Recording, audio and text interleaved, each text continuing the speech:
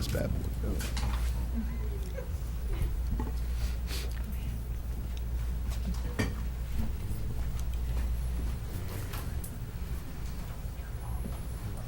So we'll call this workshop meeting to order. And I do have some changes to the agenda for this evening. We have added item 7.15, Amendment 1 to dual enrollment agreement between the Gates Aerospace Institute, Embry-Riddle Aeronautical University, and the School Board of Okaloosa County, presented by Jeff Palmer and recommended by the superintendent for approval.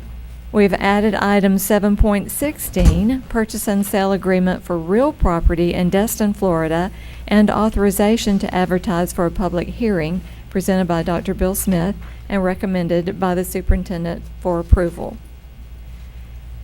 And under board members' announcements and requests for information, we have added item 13.2, designation of school board member to serve as the board's representative to the Educational Staff Professional of the Year Selection Committee. Then for tonight, recognition, Section 3, we don't have any this evening. For Section 4, administrative personnel appointments, we don't have any of those this evening. Section 5, public comment, agenda items only, blue card. We don't know that yet as well. Section 6, 6.1, committee and staff reports, Okaloosa County Public Schools Foundation, a component of the Okaloosa County School District financial statements for the year ended June 30, 2023. That moves us. Okay, Comment? yeah, I want to say something about that, please. First of all, as you know, I am the representative on this board to the foundation. I've made that really well known, haven't I? Because I love it, and I think it's important. It's doing great things, but, and I know that you looked over, briefly on this audit, but at the foundation, we sat through as we got a thorough briefing on it, and I'm just really proud of our foundation. It was a very clean, positive audit. Everything's great. Melissa O'Malley does a terrific job, along with working with Miss Perry, and our foundation has come a long way in the last few years and doing a lot of great things, and I'll have some other comments about some activities, but I just wanted to point out how it's very solvent, it's doing great, and I think it's such a great asset for this district to have this foundation. So just wanted to do a little shout out, proud of them for their activities. Thank you, Ms. Ivanchik. That moves us to Section 7. 7.1 will be approval of the agenda. 7.2, approval of the minutes of the workshop meeting and the regular meeting of September 25th, 2023.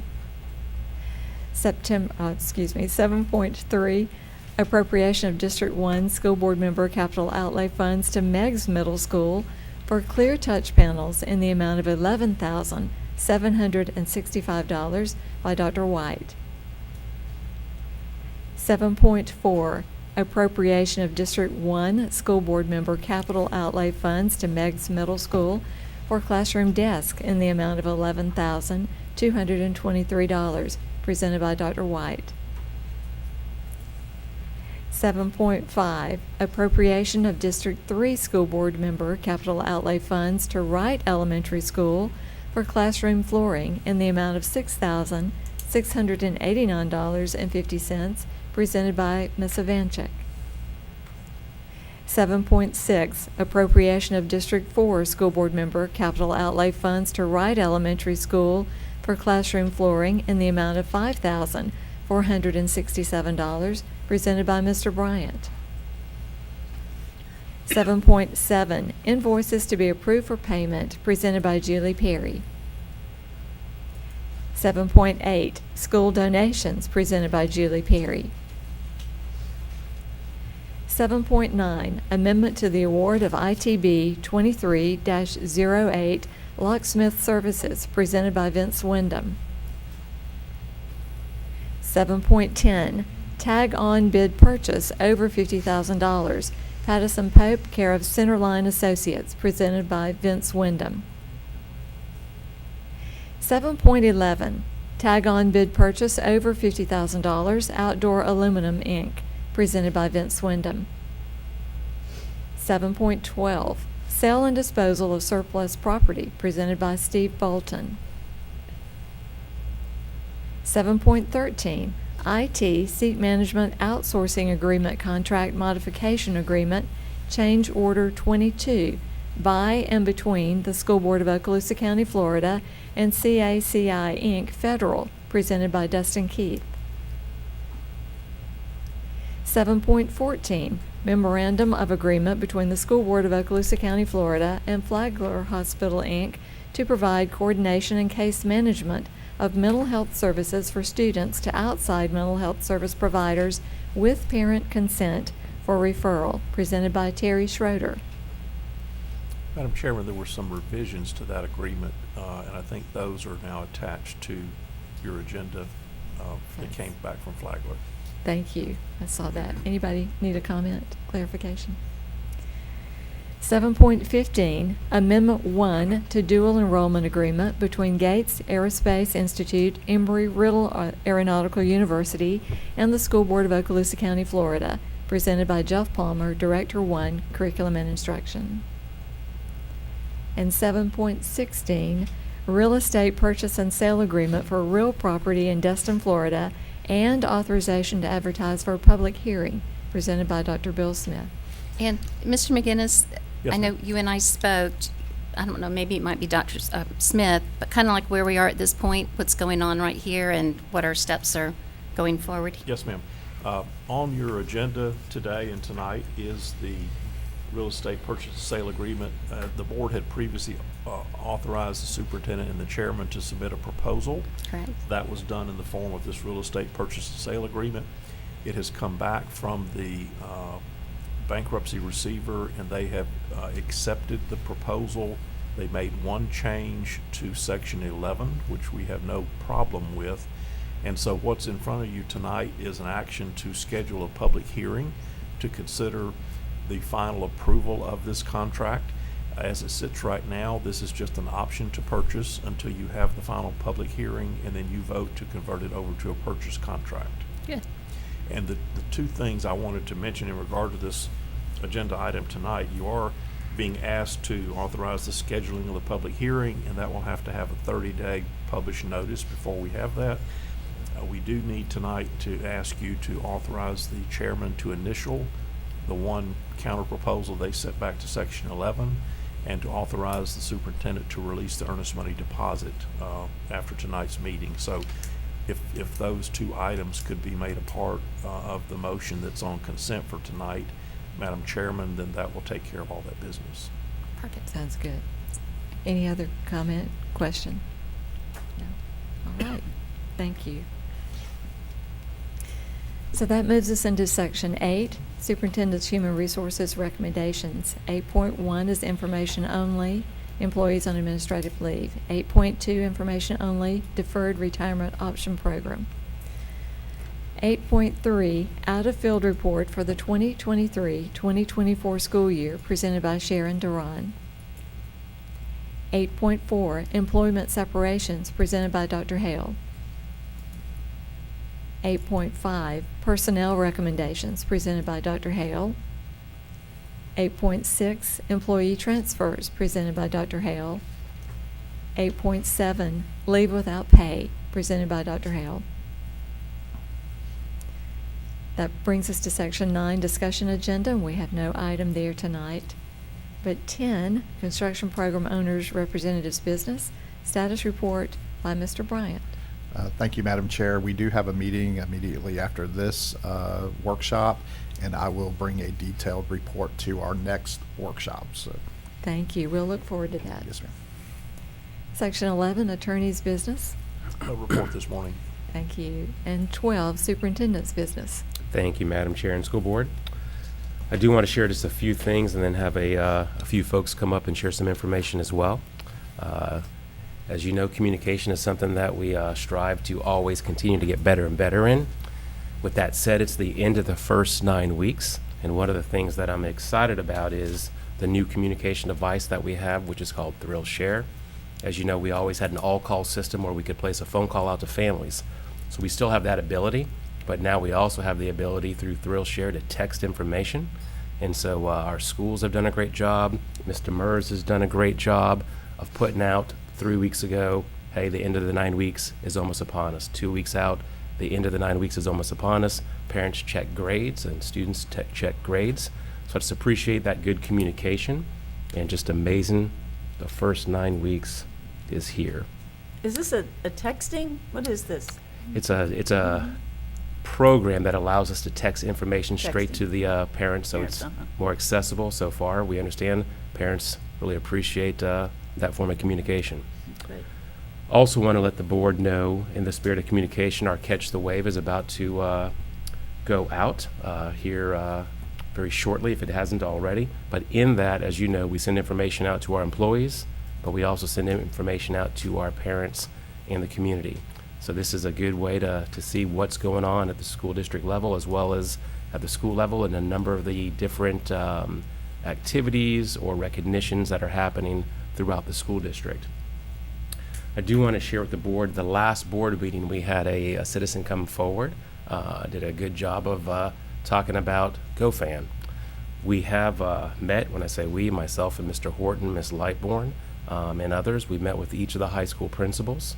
Our high school principals were fantastic in helping us figure out what we can do to fix this situation, so everyone has the opportunity to feel comfortable to attend a game in the means that they feel comfortable to do so. So our high school principals did a great job, and I appreciate them. So there's two things that will be added here shortly.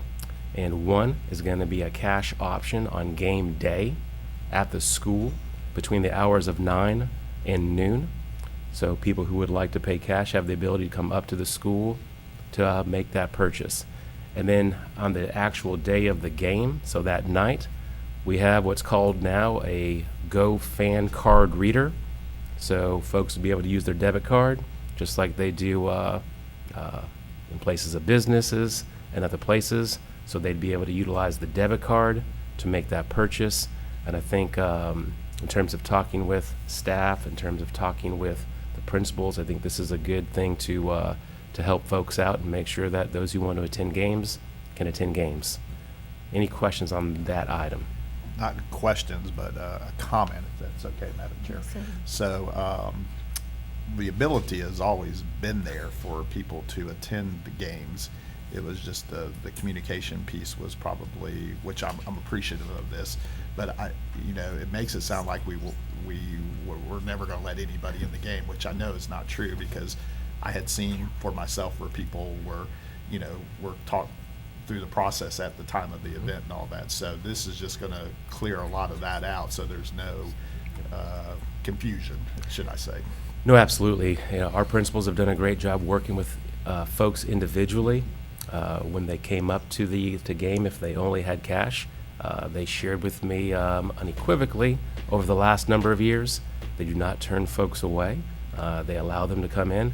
This just makes it more streamlined across the district. We're all doing the same thing, which I think they were all adamant about that as well. And again, the last thing I'll say on this is the principals did a great job coming up with a quick and clear plan to be able to help alleviate this matter. So if they come in on the game morning from that 9 to 12 and they pay cash, I guess they won't, or maybe the service fee? They So won't have to there's- pay the so- service fee? So if there's they- already a standard price for the ticket, so they'll pay the Okay. price, they'll get a ticket just like we did back in the day. Okay. And then they'll bring that up to the gate. Okay, Yes, ma'am. okay, because that was kind of a question before, so good Yes, ma'am. idea. Great So idea. the district has purchased these card readers for every high school? So every high school will not only have one card reader, Mm-hmm. we're getting, I think, three more for each of the schools to have. So this is football season, what I'm talking about right now. Mm-hmm. When it comes to the other sports and then the seasons going forward, there will not be the cash option during the day, or we'd have folks coming in every single day. Yeah. But what will be there will be the card reader. So at the other sports, we'll have the ability to have the card reader, which is why we're purchasing the extra card readers, because as you know, in about a month, there'll be boys and girls soccer, boys and girls basketball, and other sports. So this will give them the ability to have multiple ways. The majority of folks, as the principals say, utilize the GoFan app, and now they're very, very used to it. But this provides another option for those who want to come to our games. Perfect. No, good. Great idea. I do want to let the board know that we were just notified that we have our FEFP audit that's coming. It's been a few years. So as you know, this is the big audit. So we have our introductory meeting that will be coming forth in the next week or so. So Julie will be leading that effort, but it's Mr. Horton's area, it's Ms. Lightbourne's area, it's Dr. Hale's area. So this is a comprehensive audit. As you know, each time that you have these type of audits, there are findings that occur which are normal, and then there's corrective action that we take and that we've always taken and other districts have taken. But we normally do very well on these audits, but just wanted to let you know that this process has begun. Normally this ends in approximately sometime in the spring, so we'll get the results at that time, and then Julie will brief the board once those results come in. And at this time, I'd like Ms. Lightbourne to come forward. As you know, we have the progress monitoring assessments, the new form of testing where we test in the fall, in the winter, and then the more high-stakes test in the spring. So PM1 results are in, and I just wanted Ms. Lightbourne just to give the board just an understanding of how those results fell. Good morning. So I did want to talk a little bit about our progress monitoring assessment and share, remember that it is an end-of-year assessment. So as we start and you look at the percentages of our students who are proficient and then our levels 1 through 5, just keep in mind that it is an end-of-year assessment. So what we did is we looked at how did our students start the year last year compared to how they started the year this year, to see if there was a difference or not. So in ELA, in 3, 4, 5, if you look at it, it is almost identical to years past, to last year, which is interesting. So we're starting in the same place. The thing that is very important to us is how much we grow them to PM2 and then to PM3. But when you look at all 3, 4, and 5, you'll see the top section is the overall scores and the overall level 1s, 2s, 3, 4s, and 5s. And then you can see the areas and how they are broken down. And then all that gives us is how many students, their percent of students that are above standard, at or near the standard, or below standard, okay? So we look at that in order to see if there's an area that stands out to us as an area of need. But we always have to keep in mind, especially when we get to math, that some of these standards just hadn't been ever covered before. So, so when you look at this kind of overall, there's not a whole lot to see on the ELA side, except that we're starting pretty much in the same place that we did last year, okay? What do you think that means, Ms. Lightbourne? You said that was interesting, so I was curious. Well, there's a couple things also happening, so I want to say those things. First of all, the scale scores are connected to the FSA scale scores, Okay. and so we're last year's and this year's. So right now, in October, they are creating new scale scores, and so all of this will change once that comes out, and we'll have a better understanding of really with this new assessment where we stand.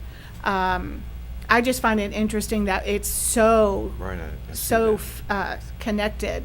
And when you look at the state is pretty much in the same place as us. We're better, we're above the Right. state, but same kind of percentages. Percentile. Yeah, starting out. And and same thing with middle school ELA. So we continue to work on, it's kind of an all-around piece that we have to work on for ELA. Very excited about what we see in middle school math. So, and that gives credit to the elementary math also with those students getting prepared for 6th grade. So I'm going to get us to that. High school ELA still here. Again, when you look, I mean, the percentages are almost identical Identical. all the way Yeah, across. that's strange. Yeah. So again, end of year assessment. So we're starting in a place, and remember, our kids did well this year, that we're starting in a place where we have room to grow, which is fine. That's what we want to do. Ms. Okay. Lightborn? Yes. Is the third grade class that we're testing right now, is this the kindergarten class that at the beginning of the COVID deal? I believe so. Okay. Yeah, All right. yeah. Yes, they are our original COVID babies. Right, right. Yes. Okay, so ELA looked very similar across. Then when we look at elementary math, we look to be about the same, again, as we were last year. When you look at those overall scale scores, a few points different in each of the areas. We look at, again, in the above, we break down, and the reason why it's not even is because there's different things tested in different years. So those standards are not exactly the same. So like in elementary, third grade, we teach fractional reasoning, but we don't do that in fourth and fifth, so you don't see that there. So there's different things tested in each grade level. But again, looking about the same as we go across, but then when our fifth graders get to sixth grade, we see a tremendous jump. Look at last year's sixth grade level ones. 51% of our kids going into math in sixth grade last year were level ones. This year, 39%. So that's a huge difference. So we're starting in a much better place.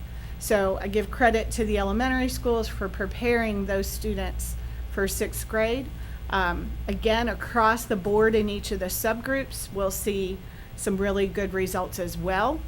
Seventh grade, same thing. Last year, we started with 35% level ones, and this year only 23, even better, right? So only a quarter of our students are level ones starting the year. And then the same thing with eighth grade. And remember, eighth grade, so our strongest math students skip sixth grade math, go straight into seventh grade math, which is why we see really good scores typically in seventh grade, because we have all of our sixth grade students in there. So then when they get to eighth grade, they don't go into eighth grade math, they go into algebra and geometry. So the students that are in our eighth grade math are not our strongest math students, and we still see a really good start and beginning there, okay?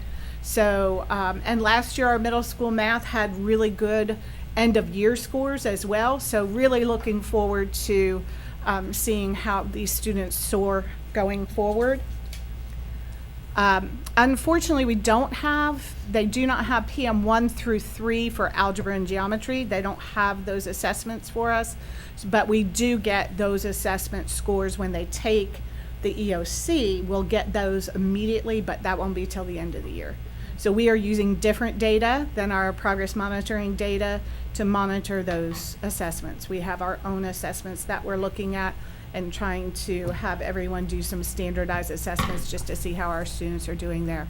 But very excited about middle school math and elementary math because it leads into middle school, and feel confident in ELA that moving forward we will show great growth. So, Madam Chair, if I can ask Ms. Lightborn a question. Looking at all these charts here, you know, you're painting a really positive picture. But for somebody looking in that's watching this, we talk about level 1 and level 2. We actually want to see those actually go down. And down. level 3 and 4 and 5 go up.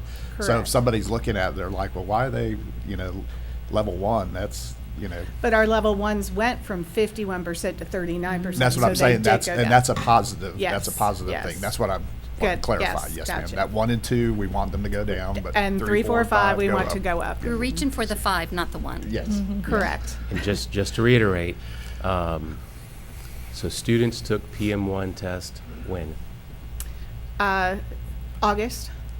So, early in essence, in September. August, right? Early before So instruction. again, to reiterate, this is an end-of-year assessment that students take, in essence, within the first 2 weeks of school.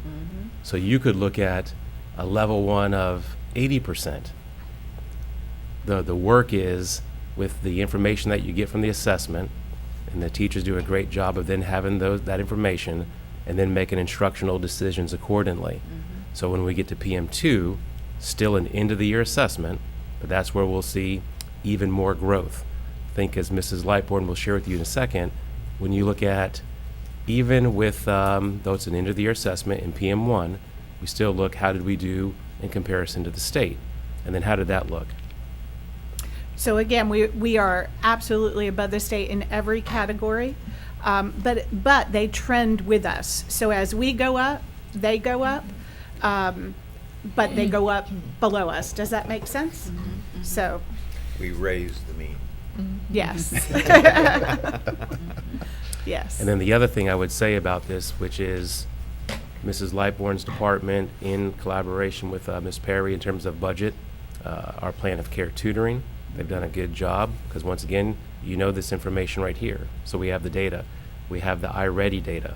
We have the Read 180 data. We have the Lexia data. We have other forms of data. So now it's about understanding where kids are, teachers make instructional decisions, but then our plan of care, our tutoring, before school, during school, and after school, they've already started that process as well. So again, being very systematic in the way that we approach this. But then again, I just throw it back to the actual classroom, where our teachers are doing a great job working with kids, working with groups. So a very detailed process that Mrs. Lightbourne and her group goes through with our schools, but everything, as we know, ends with the classroom teacher, who we're blessed to have wonderful classroom teachers in Okaloosa. And you know, when we talk about so many of our classroom teachers now coming in from different professions or different ways, so they've not had some of that training, I think we need to point out how it used to be called professional development. We now call it, Professional learning. there you go. And so that cannot be overlooked, because I hear and see some of the things that you're doing, and that is so important. It's ongoing. It's not, and I think that's another change over the years that we've seen. Is it used to be we do it and then that's it. It's this continuing working with those particularly newer teachers, and of course the standards are different anyway, the different tests, and I think that's real important that we're getting those teachers prepared and supported so that they can go in the classroom and make those decisions. They know what to do with those students that are struggling. So I appreciate the efforts that you're making Thank in that you. area too. Our coaches and our consulting teachers have really worked very well this year to provide those folks some extra support starting this school year. Great. So we were very excited about that. The elementary have really felt like it's taken a really good turn of events for those new people who are not education majors. So, Right. yeah. I would think this would be extremely helpful also when we have new students that show up in a classroom, the records are not there, but you can quickly have the progress monitoring right there to see exactly what you referred it to, the blood test before. Yes. And then once that blood test, then you get the record back and you can see exactly what vitamin, what you might need. So I could see how this is so helpful for our new students that are moving Absolutely. in and be able to chart their progress Absolutely. also. Great One job. thing that jumped out to me was, if I remember correctly from years past, the algebraic thinking and reasoning looks so strong here, and we used to call the algebra course the gatekeeper course, because that was what led our students then to be able to perform well at those upper level courses going forward and build up their academic transcript. So that looks great, very encouraging. Okay. And Dr. Hale, if you'd come forward. Actually, Mr. Ron, if you'd come forward. Through Dr. Hale's department. Dr. Hale's like, I'm not ready for this presentation. Even He though was ready to tap dance. he would have been prepared. He would have said He it. would have been. He was going through his hair. Right. Like, what? And this goes to, uh-oh. And to your point, Ms. Ivanchek, with the number of new teachers that we have, career changers that we have, and then you heard Ms. Lightbourne talk about instructional coaches working with consultant teachers. Mr. Ron has stepped into this role and has done an absolutely fantastic job, but just giving you some information on how we're supporting our teachers. Well, perfect to come right after you, Ms. Lightborn, and then even more perfect that I call this supporting our teachers, because that is really what we have been focused on the last several weeks. And by supporting our teachers, we are increasing student achievement, which is what we're trying to get through on our bottom line come test day. I'm sharing this, it's not the best graphic, but what I want to do is just kind of get you to have an understanding of where we are with how hiring has gone in the last few years. Definitely we're seeing that every year we're hiring a good number of teachers than the previous year. But what's important to note, and it's a little easier on this screen, this year's, our first year teachers, never been in a classroom in their life, that number consistently is larger than your experienced teachers that we've hired. Consistently. And so on this particular chart, the Pro Cert, that's actually, there are 17. Those are teachers that we've hired that just came out of college with their professional cert. So there are 17 education majors. In the previous screen, that number is higher because that's a year end. So if I looked at last year's, we had 25 education majors because we will hire more in January. So this is also a little skewed because 23-24 is just through October 6th, and then the other years are complete years. So, but consistently. And then you'll also see that,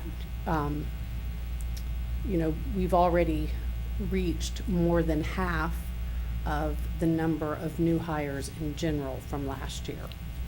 So Ms. Duran, real quick on this particular slide, of course, my private career comes into place. So can you explain what primary customer base is on the bottom? Where did we get that? Yeah. Who we're serving. Okay. All of our new teachers, whether they're an experienced teacher coming to us with a Department of Health license. Those are our licensure people, speech language pathologists, mental health counselors. There are no less than 99 days because we're not in the second semester yet. So it's all of our new teachers, on the instructional rubric. And thank you for clearing that up, because at first I'm thinking primary, I'm thinking elementary, I'm Got you. thinking, so thank you, Yeah. Mr. Bryant, That's because how that was he my was- Well, I'm first. thinking customer. Who is our customer? Right.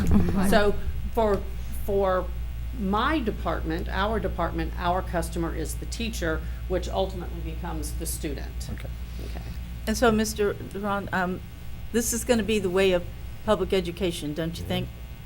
So this is probably one of the biggest challenges facing us, that the four of us that Yeah. have been educators, that's not the way it was. Yeah. And so I think for our district, for our board, for everyone, this is at Yeah. the center of what we have to be looking at as we move forward, is the workforce, those in the classroom.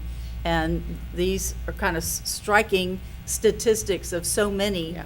who were not in a program that trained to do the job they're doing. They're learning as we are teaching them. Absolutely. And that sets up, in my mind, a totally different dynamic than when I entered the classroom and came right out of a teaching prepared program. But so again, going back to our student results, and like you said, supporting those teachers leads to, I think our district's doing remarkable when you're looking at all things considered on these elements. And I'm going to show you a couple more slides with some really great numbers that I Great. was surprised that they were already this high with Great. the support that we're given.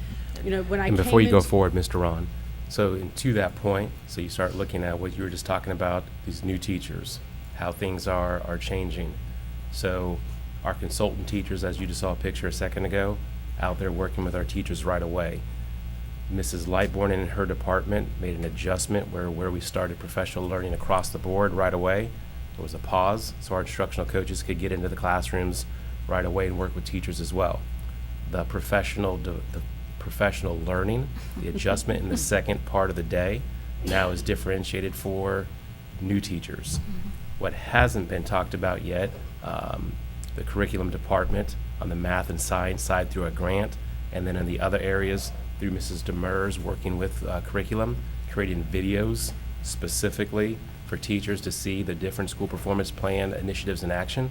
So a lot has occurred to try to help not only the new teachers, but veteran teachers as well. And then Mr. Ron might be saying this in a second. So you see the 71 prior experience teachers. Last year, that was not 71. So we didn't have as many. Yeah, It's amazing. yeah, it keeps going down for lots of reasons in our society. Well, I was looking at the number 17, professional certificate, and back, I think it was 2018, 19, was 35 maybe, but that number is half Right. of what we had Right. just 4 or Right. 5 years ago. And I know right now we have 7 or 8 interns in our schools right now that I'm pretty sure we'll hire. You know, so that number is gonna go up, you know, come January I think it's 1st. half of what? Yeah. It's half. It's half. And I know that the universities and colleges are doing what they can as well. It's clearly, we all know that this is something we need to work on. Exactly. Yeah. When I first came into the game of being a consulting teacher, our role was to help new teachers that first year. And then we washed our hands of them and off they went. We now know we cannot wash our hands of them after the first year. So we are picking up, and we even started it last year, but now we're really keeping track of who else we're helping. So we expanded this year. There are 31 teachers that we helped last year that we know at the end of their first school year, we're still struggling a bit. And we said, okay, we're picking them up. They're on our rosters. We're back in their classrooms, you know, during pre-planning. So that's a big difference from what we've done. As principals have identified teachers that aren't in our alternative certification category, if you will, maybe a prior experience that we've hired that doesn't quite know how to do things in what I call the Okaloosa way. They're calling us, no problem, we'll have a CT in there, you know, soon and helping. And we're keeping track of who those teachers are so that we can continue to support. Sometimes it's through support from the consulting teacher, or the consulting teacher might go and go, hey, this person really needs to be working with an instructional coach. It's more of a curriculum concern than a classroom management lesson planning concern. So the communication is happening to get that on its way. We've already served 196 new teachers in our new teacher orientation. Y'all are all aware of, you know, that event. It's our July 31st, and we have that same training in a much smaller venue every month, because we do have late hires all year long. And those are the topics that we cover, so that they are ready to walk into the classroom and at least know a little something about Okaloosa County and what's expected. Then our big thing is the New Teacher Institute, which we started last year, and that's still going, and it has really paid off dividends for us.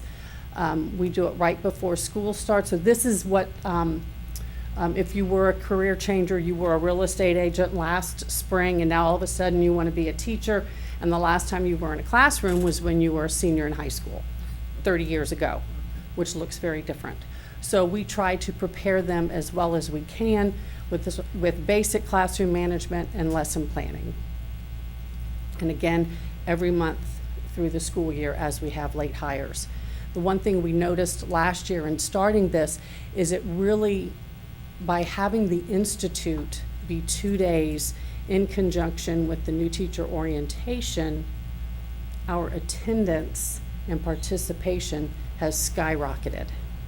And for some teachers on a temp cert, it is a requirement that they participate in what's called the Professional Education Competence Program. The New Teacher Institute is part of that. And it has really increased the number of people that have accomplished that item on their statement of eligibility, which is a huge plus. gets them one step closer to being able to apply for their professional certificate.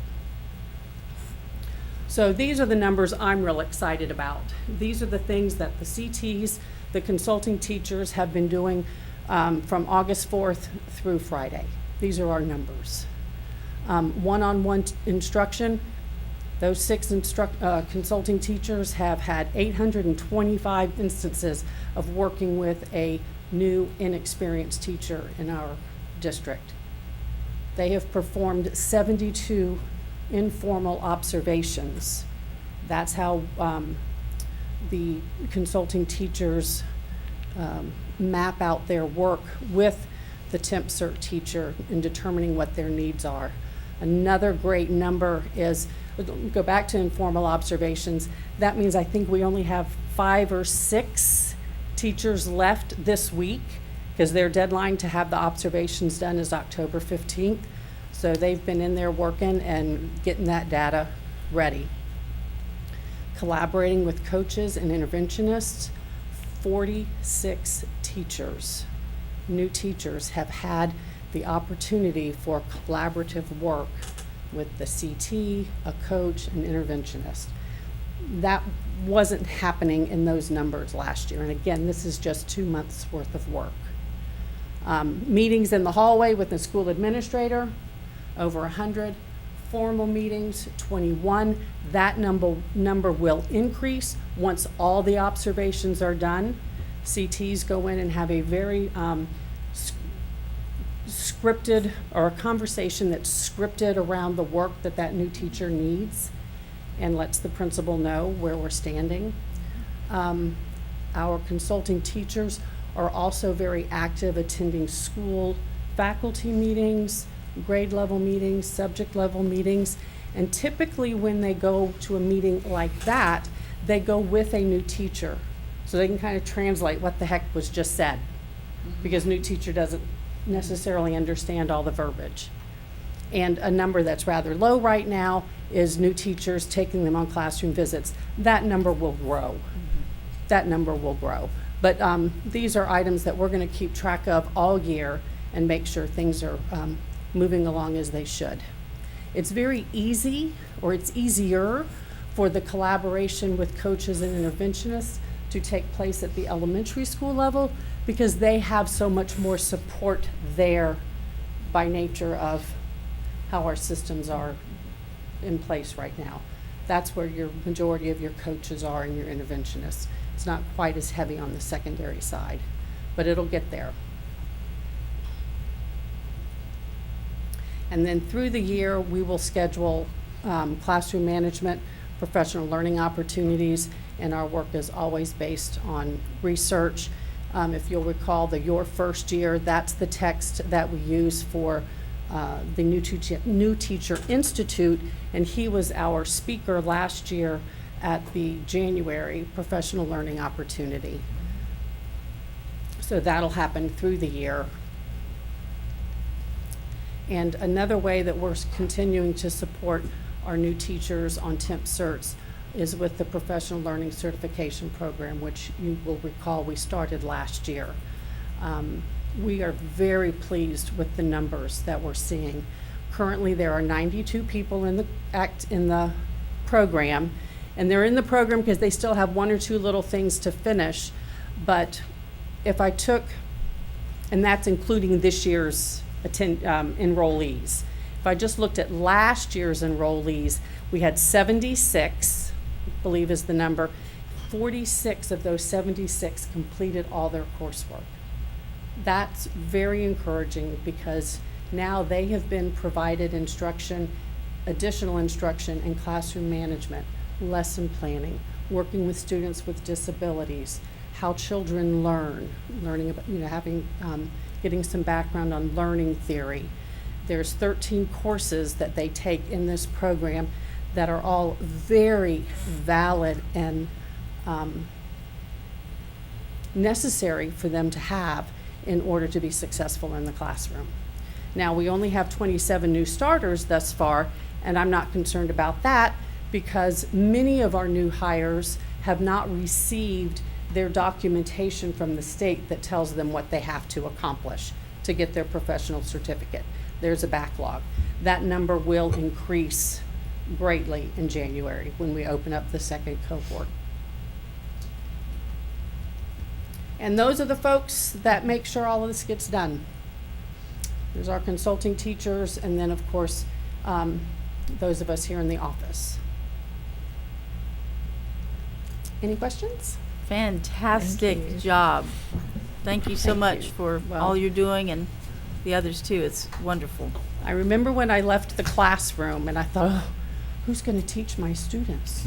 Who's going to teach those ninth graders how to read? And then I realized, oh my gosh, we get to help teachers learn how to teach those students. So it's a great program. It is. Thank you for your time. Thank you. Thank you. Thank you. Thank you, Mr. Ron.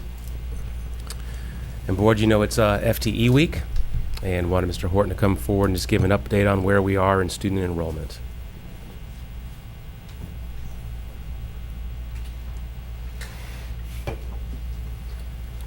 Good morning, board members. We are in FTE week right now, and for those who are listening, the state surveys us multiple times a year for us to count students in seats and mark them as being in attendance in our public schools. And so that is occurring this week in Okaloosa County and all districts across the state of Florida. Friday is actually FTE capture date, but it's a little bit of a misnomer because if a student is in attendance over a period of time around that capture date, they are, if they happen to be absent that day, they're still counted in our student count for FTE. And we say FTE, it stands for full-time equivalent. It's a funding terminology. So that's happening as we speak right now. And just to give you a little bit of a timeline, once we do our FTE count on Friday, through our focus process and student information, we will submit that to the state. They have what they call state processing that occurs between October 16th and November 3rd. And then the district still has final amendment and updates to their reporting all the way through December 15th. So we won't get a final count of FTE for Survey 2, which is what this window is called, until after December 15th. Typically, it comes out right as we break for the holidays, and so we'll be able to update that. We did not have a jump or an increase in enrollment since the last report to the board, so we're still under our projection, but working very closely with Wendy Meserve and Ms. Perry, as I said in other previous board workshops. We've done a couple of things to make sure if we are over projected and in a sense have to return some of the funding, that we've got reserves to do that specifically for that purpose, and also teacher allocations that were not put out in places where they weren't needed. And so we'll be able to kind of keep you updated on that and provide. I think that we absolutely will be able to weather any shortfall in FTE as it relates to specifically to student projections because we've got the funds set aside to do so. I don't have an actual number for you, but that should be coming relatively soon. That's good. I want to ask you if you feel that, or what your assessment is on the new program with the vouchers and the money, going to parents, how much that has affected our enrollment in Okaloosa County where we don't have a large number of private schools and situations.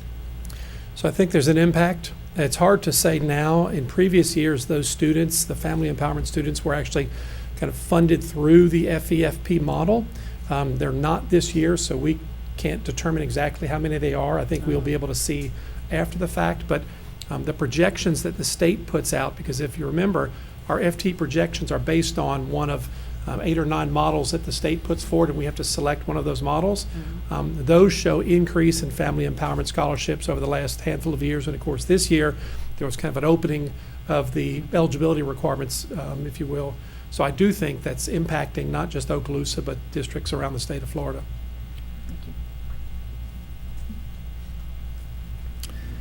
Thank you, Mr. Horton. The last thing I have, which Mr. Horton and staff will come back at the next board meeting and give us a little bit more information on new school construction. We all know about the K-8 school in Crestview. We all know about the 3 through 5 center in Destin.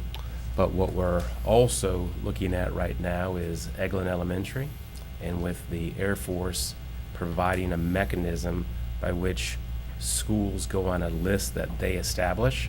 And if you're on that list and approved, which it shows that we're approved for this upcoming year, that the Air Force will fund 80% of that Wow. school. So that's one of the things Mr. Horton's working with the military, meaning Eglin and officials. So we're talking through that process. So there's still more to come on that. But at the next meeting, we'll have more information on that, as well as new school construction and just plans for the future as well. And that's all I have, Madam Chair. That's good. Thank you. All exciting. Okay, so that brings us down to board members' announcements and/or requests for information. And so I think that I'll start with Ms. Gardner this morning. Thank you. I'll quickly pull up my phone. Probably going to say some of this afternoon or this evening, but I do see Mr. Meyer here today, this morning, and I just want to thank him. I received an email regarding a situation at a school facilities, and I forwarded it right over to Mr. Meyer and asked if he would check on this for me. And as I'm in the process of responding back to the individual that sent me the email, he quickly, again, I forgot to say this was a Sunday or Saturday morning, and Mr. Meyer quickly responded back to me that he was on top of it. He had already contacted his maintenance people. And so I was able to go back and start deleting my response to the individual to say on it already. So I appreciate Mr. Meyer doing that. I have a question, though, about, from my understanding, the situation was a self-help project, correct? So I think I know, but who does the final inspection of a self-help project? Is that the district, or would that be, or maybe it might be Dr. Smith? It's just the steps of a self-help project. Because I know we have approved a couple of these over the last year. All the self-help projects are the responsibility of the entity doing it, which is Okay. a licensed contractor. Then it's inspected by our building official when it's completed, Okay, but it's their responsibility to do that. okay. Does that answer your question? Yes, and then so once it's inspected and we're using it, then that becomes property of the school district, what That's they have correct. created. Yes. And then at that point, the district, as far as keeping it clean, overseeing maintenance and all of that, becomes additional for the district. That's District correct. people. Okay. I thought I knew, but I wasn't quite sure on that. But again, I like to thank Mr. Meyer, because that was a Saturday morning, and I didn't think I would hear back for a little bit, but again, it was so quick that I had to go back and delete the email to the individual and say, Mr. Meyer's already on top of it, so thank you so much for that. And I think the rest of it I'm going to do this afternoon, this evening. Okay, I'm going to get a sounds couple more good. names right here. Thank you, Ms. Gardner. Thank you. Mr. Bryant. Oh, thank you, Dr. Kelly. Well, first of all, I live up to my end of the Yes, you bargain, did. even though it was a couple of Fridays ago. Congratulations to your Niceville Eagles on the victory over Thank you. my Crestview Bulldogs. But I will just say, as always, it's a great rivalry, and I was really pleased with how everybody conducted themselves. The bands did an awesome job, as always. Just a great environment. Everybody had a good time. But like I said, even though it's been a couple weeks, I still have the shirt on. So. Well, maroon looks good on you. Also, I'll have some more announcements tonight about my experiences over the last couple weeks. But last week I was in Gainesville, Mr. Horton's alma mater down there, and I had the opportunity during this conference to reach out to one of our students from Laurel Hill School, who is now a student at the University of Florida, and he had always aspired to be a cheerleader for the University of Florida, and he is now a cheerleader for the University of Florida. So I reached out to him. He actually came over to our hotel and spoke to our executive committee for the Florida School Boards Association, and had an opportunity to introduce him to the committee. So it was really cool to see him come. He was actually coming from a training session, so he was, I'm amazed how big he's gotten now as far as his muscles and everything. So, but it was really neat to see him. And then one of the board members who is on our executive is also a graduate of Florida, and she made it a point to take some pictures from her advantage in the stadium and send them to me, just to say, hey, we see Tyler down there. So Tyler Southard is the student's name, and I just wanted to give a shout out to him. And I know we're all very proud of all of our students who go on to live their dreams, and but we know it starts in Okaloosa County, so that's an exciting thing. And that is it, Madam Chair. Absolutely. Good stuff. Dr. White? Thank you. Yes, ma'am. I have just a couple of quick items. First of all, and we all know how important this is, Pryor Middle School will be having Picture Day tomorrow, and I believe that their makeups will be October 24th. I'd like to congratulate Mrs. Gabrielle Pruitt, who is Meg's Ed Support Employee of the Year. And then finally, Choctawhatchee will be hosting a class of 2024 Parent Information Night focused on what seniors need. And I thought that was really great. That'll be on Monday, October the 30th in the Media Center. They'll go over the senior timeline. They'll go over college applications, academic status, bright futures, award ceremonies, senior portraits, cap and gowns, and prom and graduation. All hot topics for high school seniors. That's all I Very have. much. Thank you. Thank you, Dr. White. And I'll just add a couple. First of all, we know that we are all Team Okaloosa, but it is fun to have our little local rivalry, so thank you for that, Mr. Bryant. Real quick, Dr. Yeah, Kelly. sure. So, Ms. Gardner, I know Fort Walton and Crestview play in 2 weeks, Yeah. so I'll extend that bet to you if you'd like to go that way. That's right. Well, both schools are red, correct? So One can wear white, one can wear red. I've already won. One can do white, one can do red. And I'll just add that I hope that our students enjoy their student holiday today. And we have 5 weeks until Thanksgiving and 9 weeks until Christmas. And so I'm looking forward to both of those. I know everyone else is too. And that's really all I have until tonight. So that brings us to section 14. That would be the public. Except that I was going to make some announcements. Oh, Ms. Evangelist, did I skip totally over you? I'm so I think you sorry. did, I Madam thought you Chair. already had. What? Please, How could you please. forget me? I would never do that. Thank you. I do have a couple things, so I'm glad. All Is right. that why First, you were looking at me like that? I was trying. no, he was waiting to see how I was going to handle it. And I was trying to get your. This was only a test, Ms. Evangelist. This was a test. Oh, okay, this was a test, just to see if we're all paying attention, right? Okay, thank you. All right, first of all, you need to get your tickets to the Foundation's Barbecue and Bingo coming up on October 24th. It's at the Clubhouse Grill, which was named 2 trees before that at the Fort Walton Beach Golf Course. It's a lot of fun. Don't let the fact that I've gone the last 3 years and have not won any bingo stop you, because you might be luckier than I am. But it's a lot of fun, and truly, it is our main fundraiser for our scholarships and also for teacher grants that we use in the foundation. It's just a real fun night. So I'm hoping that everybody will get some tickets and go to that. So I it's a just neat thing. purchased mine. Yes, I just a minute appreciate ago, that. so. And of course, he's Mr. Horton's taking the credit, but you know the truth. Okay. All right. All right. Want to congratulate Mr. Stuart Campbell, the band director at Baker, because both the middle school and the high school bands just went to competition and everybody got a superior. And, you know, he does both groups, which is quite a task. So I congratulate them.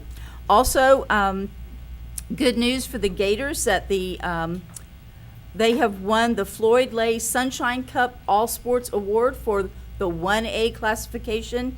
This is the entire girls program of sports. So the whole school of the state, they're number 1. So cool. And they do have a lot of great girls programs.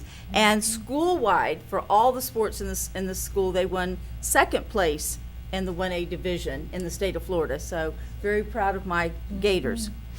Now, the homecoming this year at Baker's being split into 2 different dates, which is I'm so unusual. confused. But what's happened is the girls volleyball team, who they are the number 2 in the state last year, they are so successful that when they saw that they were going to be heading back into playoffs, they had to change part of the date, and it was a good thing because one of the star players on the volleyball team, Lily Adams, was crowned the queen this Friday night.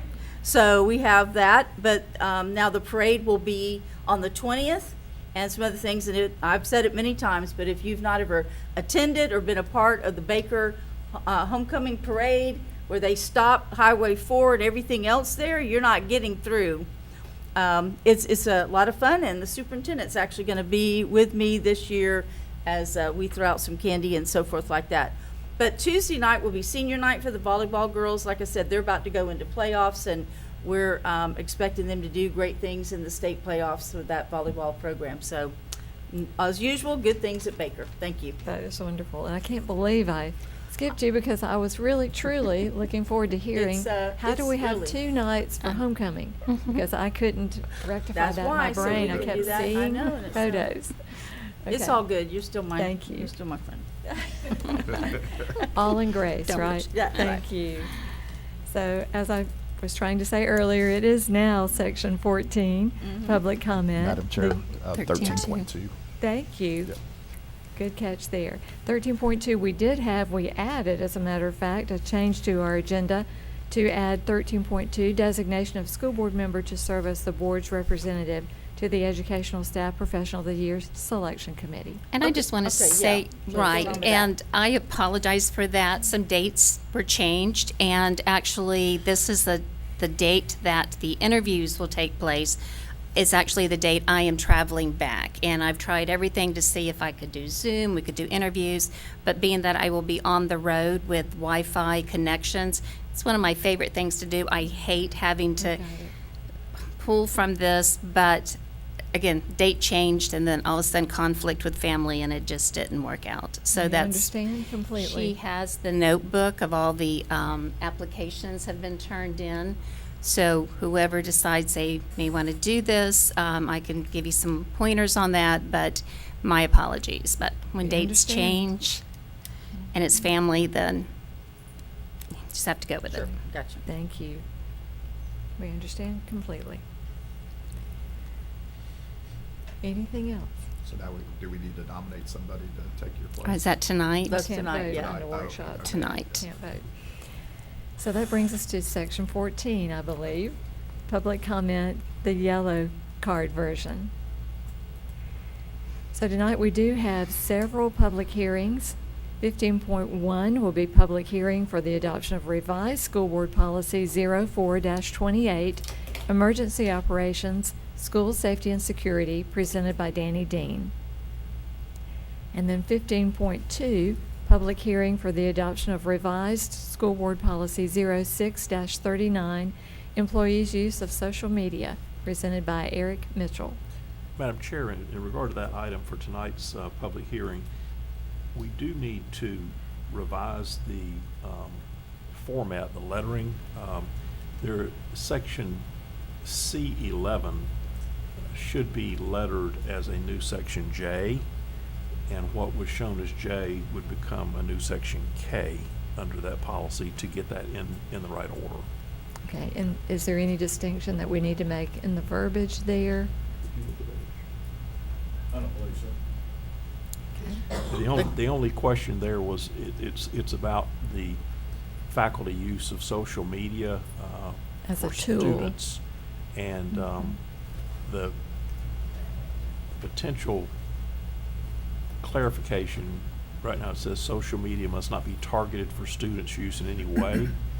And Mr. Mitchell has looked at that, and it's a distinction here between using it as a tool and actually loading information on there directed to students. So that's kind of the So distinction of this language. Should we put the word tool in there so that it's clearer? I know when I read that, it was a little bit confusing.